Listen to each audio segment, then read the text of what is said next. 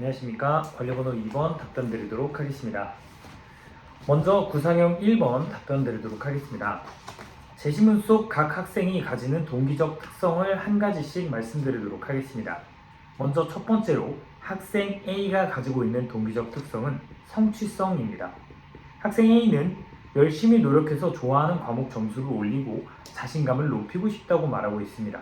따라서 학생 A는 성취감에 대한 동기적 특성을 가지고 있다고 볼 수 있습니다. 두 번째로 학생 B의 특성은 자율성입니다. 학생 B는 선생님이 정해주시는 과제보다 자신이 관심 있는 과제를 직접 정하기를 선호하고 있습니다. 따라서 학생은 누군가 정해주는 것보다 자기주도적으로 자신이 과제를 설정하는 자율성의 특성을 가지고 있다고 볼 수 있습니다. 세 번째로 학생 C가 가지고 있는 특성은 사회성입니다. 학생 C는 혼자서 하면 재미가 없다고 하고 다른 친구들과 함께 공부할 때 즐겁다고 하고 있습니다. 따라서 학생 C는 사회성을 가지고 있다고 할 수 있습니다. 이에 대해 각 학생들에게 적절한 과제를 하나씩 제시하도록 하겠습니다. 먼저 성취성을 가지고 있는 A 학생에 대한 과제입니다. A 학생에게는 학습자의 흥미를 고려한 단계적 과제를 제시하도록 하겠습니다.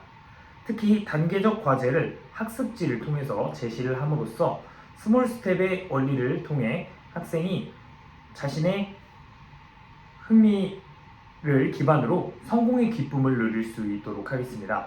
학생 A의 경우 과목 점수도 올리고 싶고 자신감도 갖고 싶다고 말하고 있으므로 이렇게 성공의 기쁨을 계속 가지게 되면 긍정적 자아 개념을 얻을 수 있고 또 성취에 영향을 주어서 높은 성취를 얻을 수 있을 것이라고 생각합니다.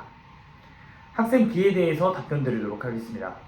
자율성을 가진 학생 B에 대해서 제시할 과제는 여러 가지 과제를 제시하여 학생이 선택하도록 하는 것입니다. 특히 국어 과목인 경우 여러 가지 장문 맥락에 따른 과제를 스스로 선정하도록 하겠습니다. 이렇듯 과제를 스스로 선정하게 되면 선택에 따른 책임감이 생기게 되며 해당 학생은 선생님이 정해주는 과제보다 관심 있는 과제를 직접 정하고 싶어 하기 때문에 학생이 주체적이고 적극적인 활동을 통해 높은 성취를 거둘 것을 예상할 수 있습니다. 학생 C에 대해 답변 드리도록 하겠습니다. 학생 C의 사회성에 대해서는 협동 과제를 제시하도록 하겠습니다. 협동 과제는 구체적으로는 토의나 토론과 같은 과제들이 있는데요. 학생 C는 사회적으로 친구들과 함께 할 때 흥미를 가지고 있기 때문에 토론과 토의를 통해 사회적 소통을 하게 함으로써 흥미를 높여서 높은 성취를 얻을 수 있다고 생각합니다. 이상입니다. 구상형 2번 답변 드리도록 하겠습니다. 기초학력이 부족한 학생을 지도할 때 교사에게 필요한 인성적 자질은 소통력이라고 생각합니다. 또한 기초학력이 부족한 학생을 지도할 때 교사에게 필요한 전문적 자질은 문제 해결 능력이라고 생각합니다. 이에 대해 이러한 자질을 기르기 위해 앞으로 어떠한 노력을 할 것인지 구체적 방안을 답변 드리도록 하겠습니다. 먼저 인성적 자질인 소통력에 대한 답변을 드리도록 하겠습니다. 학습자의 기초학력이 낮다는 전제하에 학생의 기초학력을 판단할 수 있고 학생의 문제가 어디서 기인했는지 파악하기 위해서는 의사소통력이 굉장히 중요합니다. 이를 위해서 저는 학생의 부진을 파악하고 동기적인 결손을 극복시키기 위해 다시 말씀드리겠습니다. 상담 이론을 기반으로 한 책들을 실제로 읽어보고 실제 상황에 적용시켜 보도록 하겠습니다.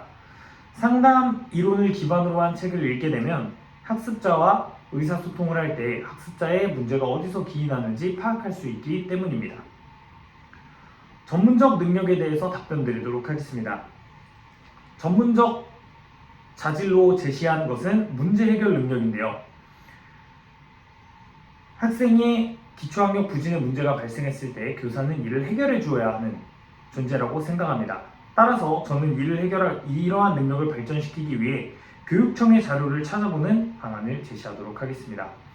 교육청의 여러 지원 방안을 찾아봄으로써 학생들에게 기초학력 부진이 발생했을 때 학생들의 유형에 따라서 어떠한 프로그램이 있고 어떠한 지원을 제시할 수 있는지를 명확하게 얘기해 줄 수 있도록 하기 위해 교육청의 여러 자료와 정책들을 찾아서 파악하도록 하겠습니다. 이상입니다. 구상형 3번 답변 드리도록 하겠습니다. 교사의 SNS 활동에 대한 교사의 입장은, 저의 입장은 A 교사의 입장입니다. A 교사의 입장을 선택한 이유는 다음과 같습니다. 현재 SNS 활동은 새로운 사회적 의사소통의 장이라고 볼 수 있습니다. 이를 넘어서 SNS는 학습자의 학습에 도움을 주는 학습 도구로 활용될 수 있는 여지도 크다고 생각합니다. 따라서 교사는 자체적으로 SNS를 함에 있어서 자신과 학생들의 레포를 형성할 수 있고 나아가 학생들의 학업에 도움을 줄 수 있다고 생각합니다. 특히 학생과 교사의 레포 형성이 잘 되게 되다 보면 학생들은 교사의 수업을 잘 듣고 교사의 지시를 잘 따르는 경향도 있습니다. 따라서 이를 새로운 학습과 레포 형성의 장으로 이용할 수 있다고 생각합니다. 이 경우 학교 조직에 끼칠 영향을 말씀드리도록 하겠습니다. 학교 조직에서는 교사의 사생활 노출로 인해 과도한 친밀과 격이 없는 교사로 교권이 실추될 수 있다는 문제점을 이야기할 수 있을 것 같습니다. 이에 따라 유의점을 말씀드리도록 하겠습니다. 교사는 이용 시 자신이 공인임을 정확하게 인지하고 학습과 레포 형성을 목적으로 이용하되 과도한 자기 노출이나 품위를 실추시키는 행위를 하지 않도록 노력해야 합니다. 이상입니다. 즉답형 잠시 읽어보고 답변 드리도록 하겠습니다.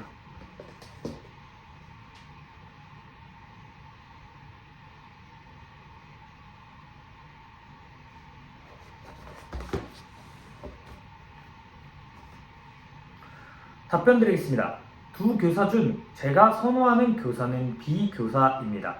그 이유는 학생에 대한 무조건적인 신뢰가 학생에 대한 교육을 담보하지 않기 때문입니다. 교사는 학생들을 믿어주고 학생들과 함께하는 존재이기도 하지만 학생들을 교육해주는 존재이기도 합니다. 따라서 학생들의 말을 무조건 믿는 것보다는 학생들의 말을 자체적으로 판단하고 파악하여서 듣는 것이 중요하다고 생각합니다.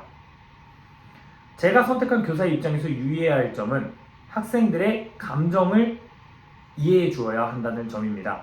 너무 이성적으로만 판단하려고 하다 보면 학생들과의 신뢰관계가 깨질 수 있습니다. 학생들을 무조건적으로 신뢰해서도 안 되지만 학생들과의 신뢰관계가 깨진다면 교사가 교육하고자 하는 내용이 제대로 전달되지 않을 수 있을 뿐더러 학생과의 레포가 깨질 수 있습니다. 따라서 교사는 학생의 감정을 이해해 주되 학생의 문제점이나 학생에게 교육해야 할 점은 명확하게 인식해야 한다고 생각합니다. 마지막 문제 답변 드리도록 하겠습니다. 학생과 바람직한 신뢰관계를 형성하기 위한 방안을 제시하도록 하겠습니다. 학생과 바람직한 신뢰관계를 형성하기 위해서는 먼저 학생들의 말을 공감하고 경청해 주는 것이 필요합니다. 단 공감과 경청을 하되 교사의 입장에서 또 중립적이고 객관적인 입장에서 학생들의 말에서 어떠한 부분을 신뢰할 수 있고 어떠한 부분을 비판해야 하는지를 명확하게 판단해야 한다고 생각합니다. 이를 위한 방안으로는 학생들과 주기적으로 상담을 하는 것을 제시할 수 있습니다. 상담은 딱딱하고 어려운 공간인 교실이 아닌 학생들이 편하게 이용할 수 있는 공간인 복도에 마련되어 있는 쉼터 등을 이용해서 학생들이 가장 편안하고 교사와 신뢰를 가지고 편안하게 이야기할 수 있는 공간을 조성함으로써 학생들과 신뢰 관계를 형성하고 학생들에게 교사로서 조언을 하도록 하겠습니다. 이상입니다.